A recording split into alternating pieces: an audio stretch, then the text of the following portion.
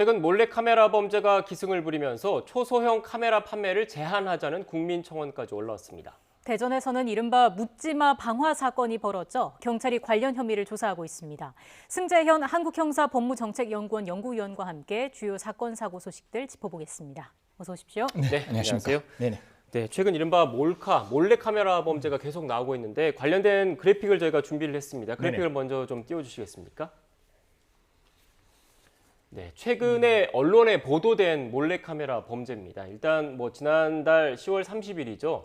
교장 선생님이 이렇게 몰래카메라를 설치한 혐의로 구속이 된 게 있고 또 모텔 주인, 그다음에 은행 직원 등 이렇게 사회 곳곳에서 이렇게 몰래카메라 설치 범죄 혐의로 일단 그 적발된 사례가 좀 나오고 있거든요. 어떻게 보셨습니까?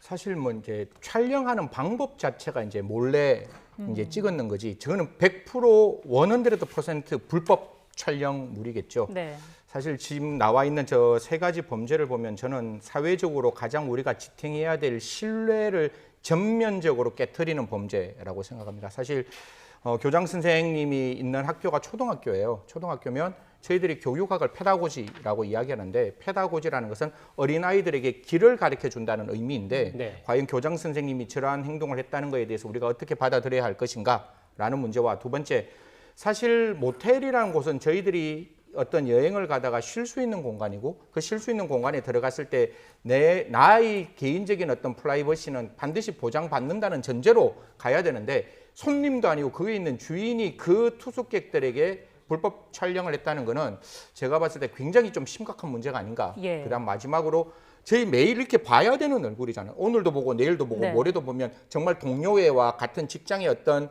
그 끈끈한 정이 있어야 되는데 그 직장 대상의 사람을 대상으로 몰래카메라, 즉 불법 촬영을 했다는 것은 제가 봤을 때 굉장히 엄중한 상황이다라는 말씀 드리겠습니다. 예, 불법 촬영 범죄 보도되지 않은 사례들도 참 많을 텐데 통계를 좀 보겠습니다. 네네. 역시나 준비한 그래픽이 있는데 지난 5년간 있었던 불법 촬영 범죄 그 발생 현황을 지금 저희가 정리를 해봤어요. 2016년에서 2017년으로 갈 때 좀 급증했다가 2018년부터는 조금 줄어들긴 했습니다만 여전히 1년에 5천 건 넘게 발생을 하고 있거든요. 이것 또한 또 일상적인 곳에서 발생하는 게 대부분이라고 봐야겠죠. 저는 이 통계가 통계를 내는 통계청에서는 결국 통계를 내는 그 사법당국에서는 지금 우리가 수사하고 조사하고 발견된 불법 촬영물에 대해서만 지금 나와 있는 건데 네. 이거는 제가 봤을 때 진짜 100분의 1, 1000분의 1도 안 되는 숫자라고 생각합니다. 저희들이 늘상 가지고 있는 이 휴대폰이라는 게 언제 어디서나 누구에게 촬영을 할 수 있는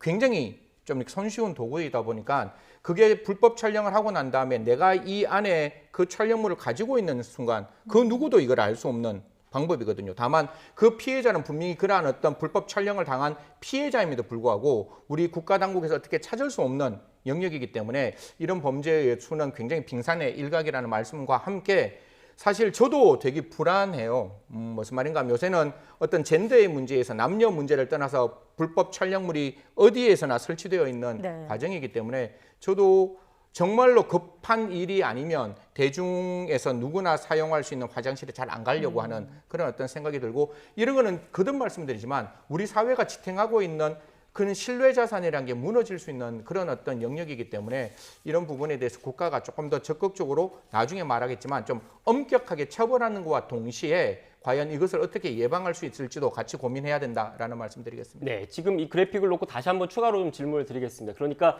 지금 이 그래픽만 놓고 보면 2017년에 정점을 찍고 서서히 감소 추세에 있는 건데 이게 통계의 착시 현상일 수 있다는 말씀이신 거잖아요. 그러니까 경찰청 자료인데 경찰이 불법 촬영 범죄를 발견을 하고 수사를 한 상태에 드러난 통계이지 경찰이 어떻게 보면 수사 역량 바깥에서 실제로 이것보다 더 많은 범죄가 실제로는 벌어지고 있을 수 있다 이런 말씀이신 거지 않습니까? 알 수 없는 거잖아요. 네. 사실 저희들이 이야기를 할 때 법원에서도 이 부분에 대해서는 좀 저는 적극적으로 성인지 감수성을 좀 강하게 가져가야 되는데 예를 들어 가지고 저희들이 어떤 신체 일부를 클로즈업해서 촬영했는 게 아니라 그냥 멀리서 이렇게 촬영했는 경우에 있어서 과연 성적 수치심이 유발될 수 있느냐에 네. 대한 논란이 있을 수 있고 만약에 그렇게 어떤 공원 근처에서 이렇게 사진을 찍었을 때 누가 신고를 했어요. 저 사람 지금 저 불법 촬영한다고. 근데 그 사람이 나와 있는 피사체를 보면 그냥 전체적인 어떤 바깥에 있는 풍경을 찍고 그 안에 사람이 들어가 있는 그런 어떤 사진이면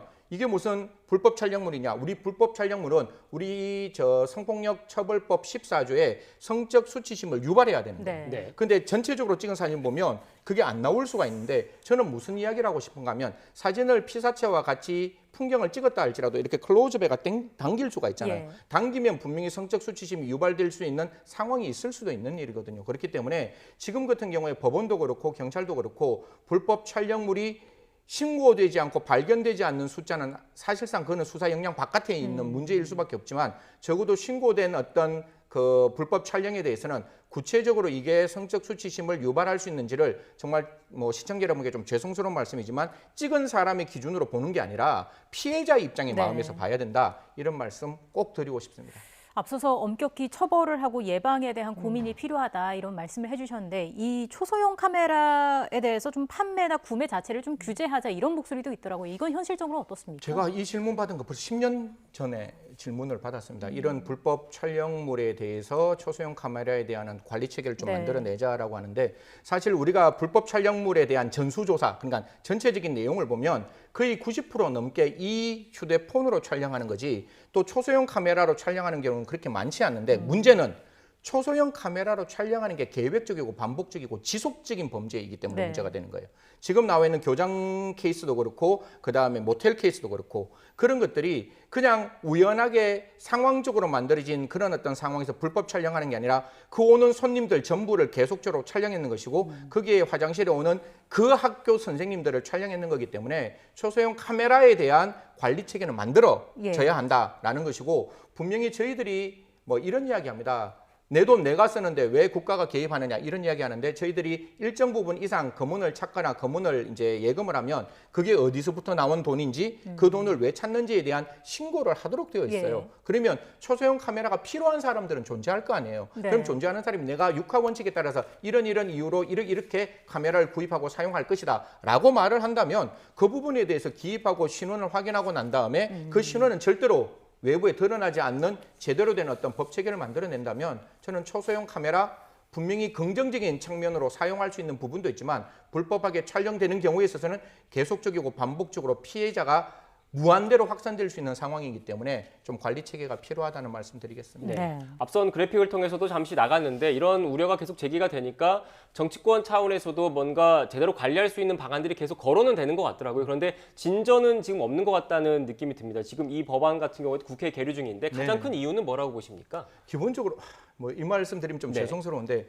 국회의원들께서 관심이 없는 거죠. 네. 그러니까 국민들의 생명과 국민들의 생활과 국민들의 안전과 직결되어 있는 부분에 대해서는 다른 것보다 먼저 선제적으로 법안을 검토하셔야 되는데 사실 그 부분이 조금 밀려있는 듯한 느낌이 드는 것이고 저는 카메라를 사실상 저렇게 관리 체계하는 것보다 더 중요한 게 저희 법 체계에서 할 수 있는 일을 우리가 좀 찾아봤으면 싶은 네. 거예요. 무슨 말씀인가 하면 우리가 성폭력 특별법에 보면 성폭력 특별법 25조에는 성폭력 범죄를 저지른 사람에게는 신상 공개를 할 수 있도록 만들었고 그 신상 공개에 분명히 14조 불법 카메라 촬영에 대해서는 신상 공개가 될 수 있도록 만들었어요. 이게 특정 범죄, 특정 강력 처벌, 특정 강력 범죄에 대한 신상 공개는 범죄의 중대성, 범죄의 잔혹성이 전제 조건으로 되어 있는데 성폭력 특별법에는 그런 게 없어요. 그냥 성폭력 범죄에 해당하면 신상 공개가 가능할 수 있도록 되어 있으니 예. 저는 좀 적극적으로 우리나라에 명예형이 없는 게 아닙니다. 명예형 있습니다. 자격정지, 자격상실이 있듯이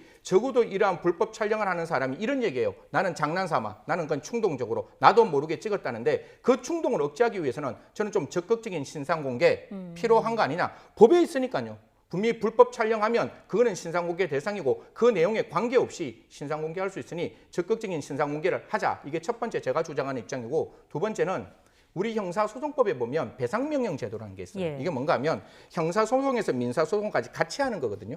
그러면 적어도 벌금이나 형을 과하는 것은 죄형 법정주의상 한계가 있지만 그 피해자가 입었던 마음의 충격을 우리는 위자료라고 얘기하는데 그 위자료는 판사가 전지전능하게 정권적으로 판단할 수 있거든요. 그럼 배상 명령할 때 그 몰래 카메라를 찍은 사람에게 적어도 1,000만 원에서 1억 사이에 배상금을 사람별로 그다음에 횟수별로 좀 매길 수 있다면 그런 부분에 대해서 몰래카메라의 촬영은 좀 줄어들지 않겠느냐. 이거는 법이 허용하고 있는 것이고 가능한 범위니까요. 지금 있는 이 제도라도 좀 적극적으로 활용하는 게 필요하다라는 말씀드리겠습니다. 네, 보다 더 심각하게 이 사안을 바라볼 필요가 있어 보이고요. 다른 주제 관련해서도 이야기를 나눠보겠습니다. 길을 돌아다니면서 주차된 차량에 불을 지른 30대 여성이 경찰에 붙잡혔습니다. 어떤 사건인지 간략히 설명을 해주실까요? 차량 5대에 앞에 범퍼에 휴지를 넣어서 차량을 이제 방화를 했다는 예. 건데요. 사실 저게 굉장히 어려운 일이에요. 그냥 종이를 끼워서 방화하는 것은 현실적으로 불가능하기 때문에 제가 봤을 때는 피의자 입장에서는 뭐 어떤 동기가 없었다고 이야기를 하지만 네. 분명히 계획적인 범죄이라는 것은 분명히 말씀드리고 그 자동차가 굉장히 이렇게 외딴 곳에 서 있는 자동차만 대상으로 했다는 점에서 방화 자체는 그러니까 계획적인 범죄였다라는 말씀드리겠습니다. 네, 근데 지금 그래픽을 통해서 보시는 것처럼 현재 경찰 조사 단계에서는 특별한 이유가 없이 한 일이다 이렇게 진술을 하고 있는 것으로 알려지고 있는데 어떤 심리가 작용을 한 보통 걸까요? 방화를 하는 건 두 가지 심리예요. 하나는 사회적인 굉장히 적대감이 큰 사람이 사회에 대한 응징을 하기 위해서 일반 불특정 다수에게 복수심에 의해서 방화를 하는 경우가 있고 두 번째는 사이키아트리한 문제죠. 정신적인 질환 문제에서 그런 방화를 통해서 자기 자신의 스트레스를 풀 수 있는 부분이 있는데 지금 같은 경우에는 분명히 불특정 다수의 자동차에 대해서 방화를 저지르고 다녔기 때문에 그 피의자의 주장은 나는 동기가 없다라고 이야기하지만 그 동기를 제대로 찾아야 한다. 왜냐하면 범죄라는 것은 그 범죄의 동기에 따라서 형량이 달라질 수 있는 부분이고 뿐만 아니라 이러한 어떤 그러니까 사람이 타고 있지 않는 자동차에 불을 질렀다 할지라도 사후에 다른 곳에서는 사람이 혹시나 이건 제가 살펴봐야 된다는 건데 네. 다른 쪽에서 여죄가 있다면 그런 부분도 같이 좀 살펴봐야 되지 않을까 그렇게 생각합니다. 네, 여죄가 있을 가능성도 있다고 보시는 겁니까? 뭐 지금 5대를 저렇게 방화를 하고 난 다음에 지금 잡혀 있는데 사실 지금 이제 수사 중이라서 이 부분은 굉장히 조심스러운데요. 네. 방화라는 것은 그냥 충동적으로 일어나는 경우도 있지만 마음에 내심에 쌓여 있는 또한 정신질환적인 문제 때문에 일으키는 범죄이기 때문에 분명히 여죄가 있을 수 있고 실험은 적어도 한두 번은 해보지 않았을까. 그냥 자동차에 저렇게가 불 붙는다는 거는 저도 몰랐는 거거든요. 네. 그렇기 때문에 분명히 그 전에 어떤 우리가 흔히 파일럿이라 그러죠. 예비적인 행동은 있었지 않았을까 조심스러운 추측을 말씀드리겠습니다. 네, 지금 말씀하신 대로 이 부분 같은 경우는 경찰이 지금 수사 중인 단계이기 때문에 여러 가능성을 열어놓고 네. 수사할 예정이다, 수사해야 될 것으로 보이는데 이 정도로 필요하다. 정리를 하겠습니다. 네, 지금까지 승재현 한국형사법무정책연구원 연구위원과 함께 이야기 나눴습니다. 오늘 말씀 고맙습니다. 고맙습니다. 감사합니다.